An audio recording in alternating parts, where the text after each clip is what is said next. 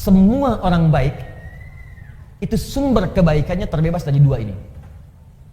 Mohon izin Bu ya, kalau ibu anaknya, cucunya, atau kita sendiri ingin baik, rumusnya gampang, bebaskan dari dua sumber ini.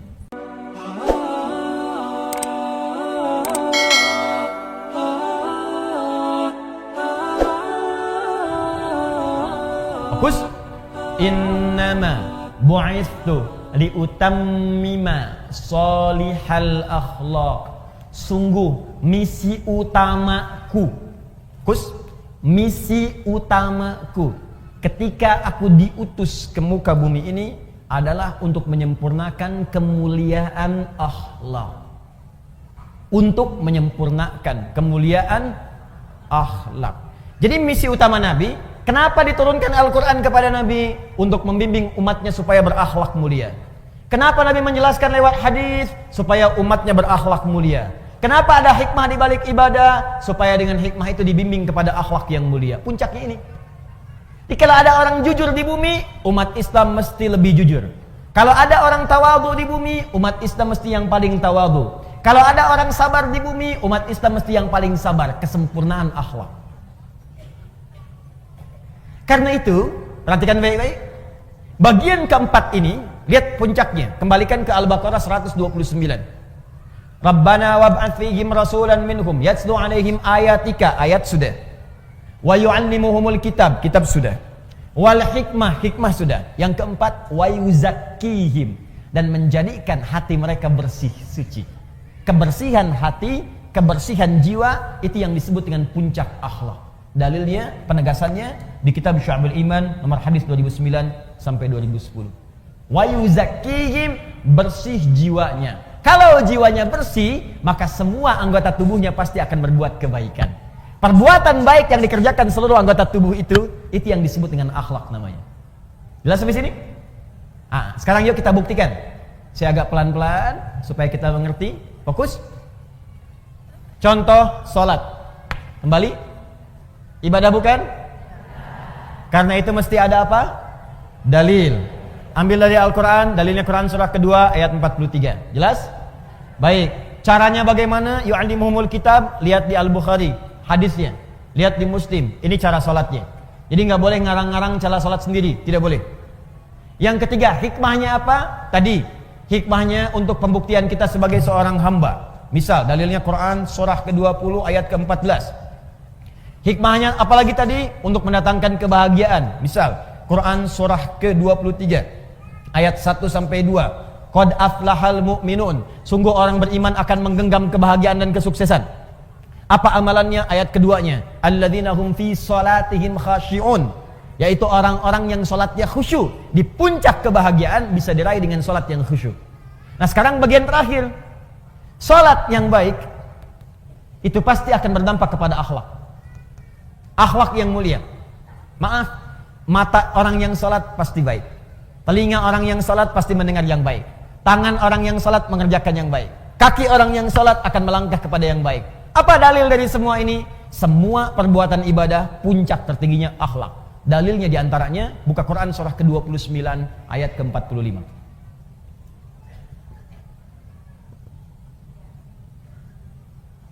Al-Ankabut ayat 45. Ibu hafal insyaallah pertengahannya, cuman awalnya aja barangkali yang sering dilupakan. Buktinya gampang. Innas sholata tanha. Itu pertengahannya. Awalnya utlu ma uhya ilaika minal kitab. Lihat utslu tilawah, Bu. Coba Ibu bandingkan dengan Al-Baqarah 129. Rabbana wab'ats fihim rasulan minhum yatslu alaihim ayatika. Yatslu itu baca, pelajari. Perintahnya utslu. Sebelum Anda sholat, baca dulu, pelajari dulu, lihat keterangan yang bersumber dari Nabi. Utslu, watslu, utslu.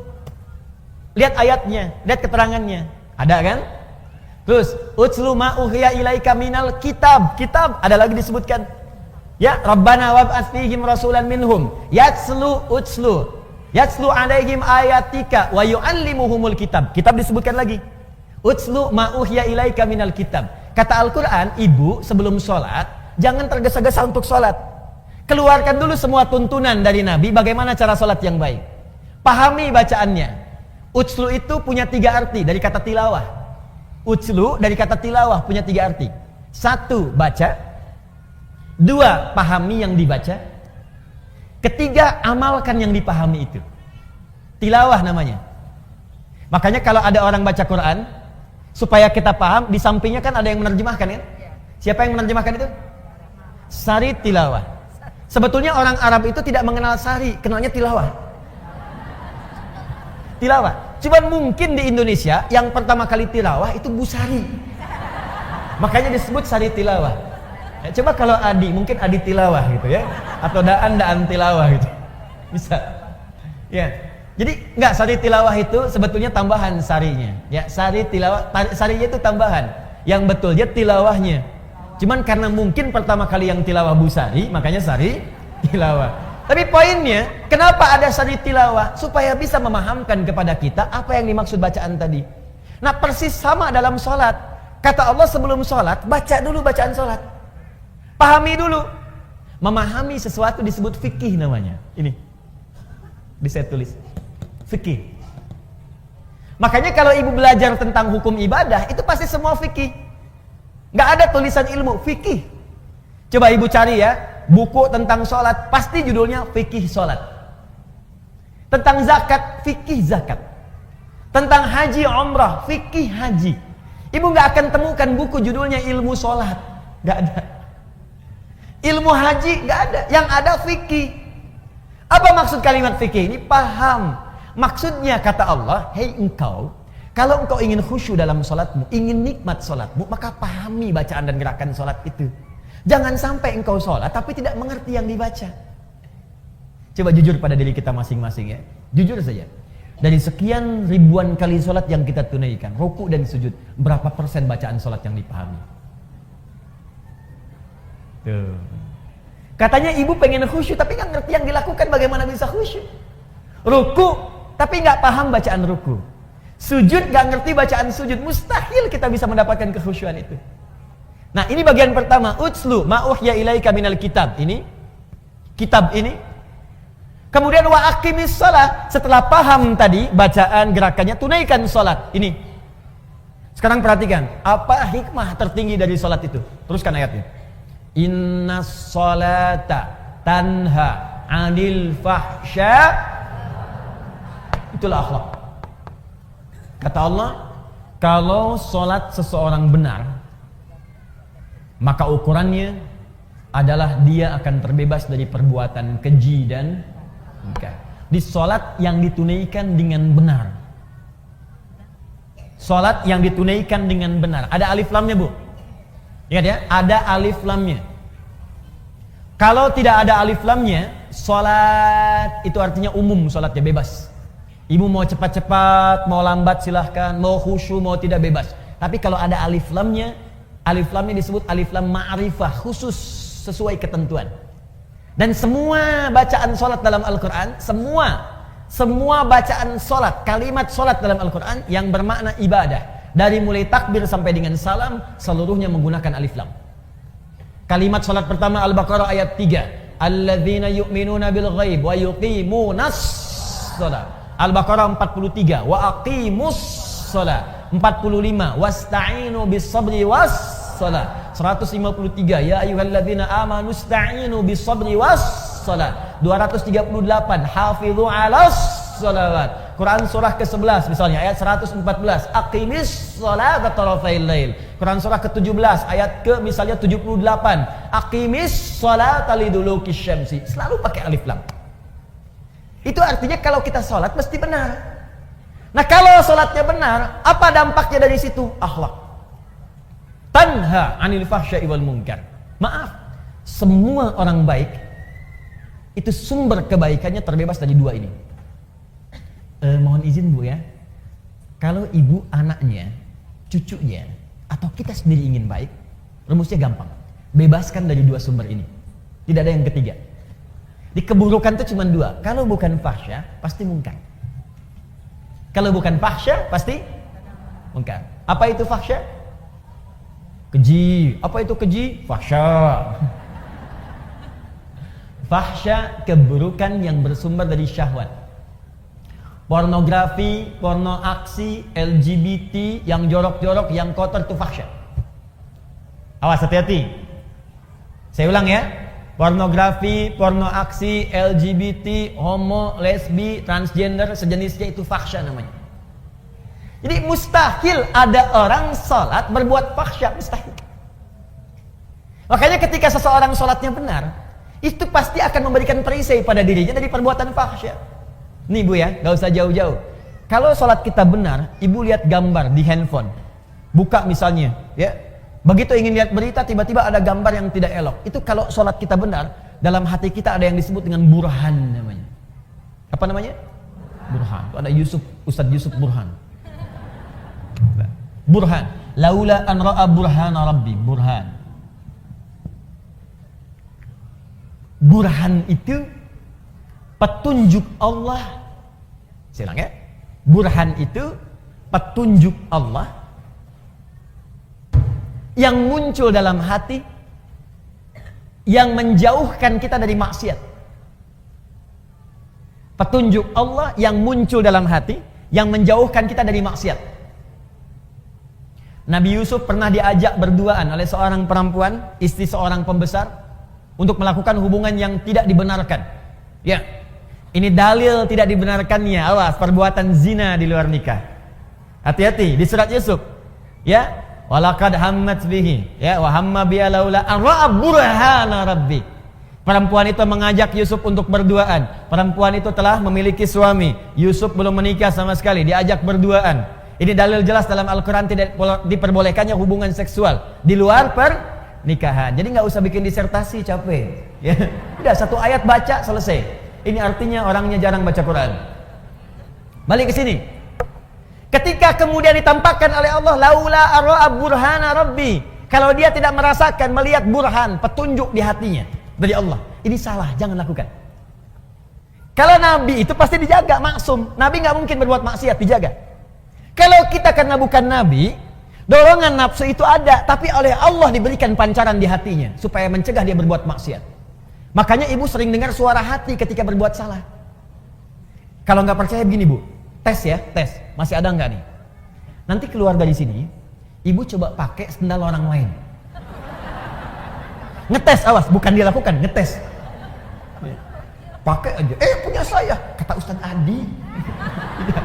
Ini cuma cek ya. Lihat sini, ibu pakai, begitu ibu pakai itu, nanti akan ada suara hati dalam benak kita. Itu bukan punya kamu. Pasti itu. Ada snack aja, snack dikasih itu. Di samping misalnya, ibu mau ambil aquanya. Ketika itu bukan untuk ibu, hati ibu akan mengatakan, itu bukan punya kamu. Iya. Selalu begitu. Itu burhan namanya. Nah makanya orang-orang yang sholatnya bagus, itu pasti sinyal burhannya kuat Bu. Nggak percaya silahkan. Semakin banyak sholatnya, semakin tinggi kualitasnya. Bahkan jangankan yang fardu, sholat sunnah dia buru, tahajud dia kerjakan, sholat duha dia lakukan, rawatib tidak pernah tinggal, sholat mutlak dia lakukan, semua jenis sholat dia koleksi. Kalau sudah dikerjakan semua ini, demi Allah saya katakan, mustahil dia akan berbuat fahsya, mustahil. Sebaliknya, kalau ada orang masih berbuat fahsya, senang berkata kotor, apalagi berbuat seperti yang tadi, pelaku di pornografi, ada porno aksi, aktif di LGBT, tapi masih kelihatan sholat, itu pasti ada yang salah dalam sholatnya. Ada yang keliru. Karena mustahil sholat itu bersanding dengan perbuatan maksiat, itu mustahil. Jari orang tahiyat tidak akan berbuat maksiat. Makanya misalnya yang menyimpang tadi, ada yang saudara kita sakit misalnya ya, yang homo, yang lesbi, kita doakan supaya sembuh, kita ajak untuk kembali. Kita doakan, berikan pendidikan supaya balik lagi. Nah pelajaran supaya dia balik dalam aspek syariat itu, dalam hal tertentu dia nggak boleh kemudian menjadi pelaku. Contoh, imam. Homo nggak boleh jadi imam di kalangan orang normal, itu nggak boleh. Kenapa? Karena di antara syarat tidak terpenuhi, perilakunya tidak mencerminkan kemudian hasil dari perbuatan sholatnya. Dan ketika dia sholat, otomatis bisa mengganggu jamaah di belakangnya. Allahu Akbar. bubar. Bubar sholatnya. Jelas ya? Baik, jadi mustahil Bu, mustahil ada orang sholat berbuat fahsya, itu mustahil. Awas, saya maksud bukan ibu. Kalau pulang ke rumah ada anak, senang lihat tayangan yang tidak bagus, main-main di lingkungan yang tidak baik, maka coba lihat sholatnya. Yakin saya, kalau enggak dia bolong-bolong, pasti enggak maksimal sholatnya. 2, mungkar. Mungkar perbuatan maksiat yang bersumber dari nafsu perut dan akal. Jadi kebutuhannya kebutuhan perut dan direncanakan oleh akal. Misal mencuri, korupsi, mencela, berselisih, berdusta. Awas, itu mungkar.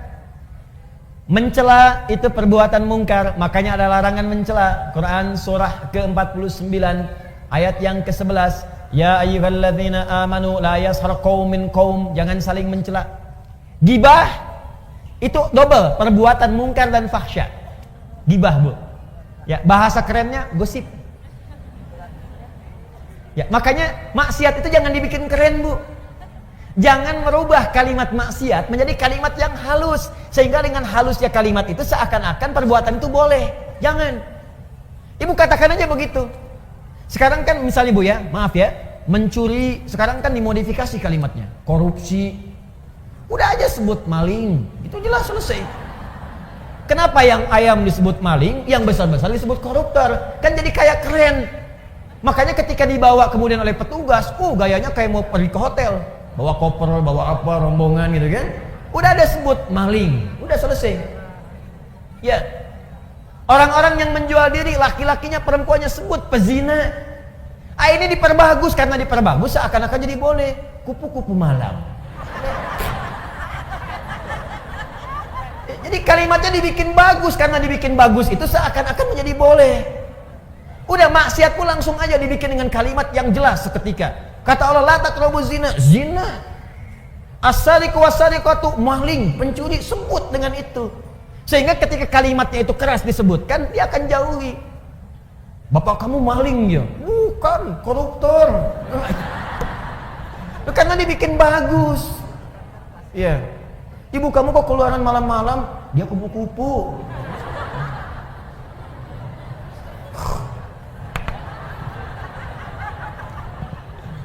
Paham?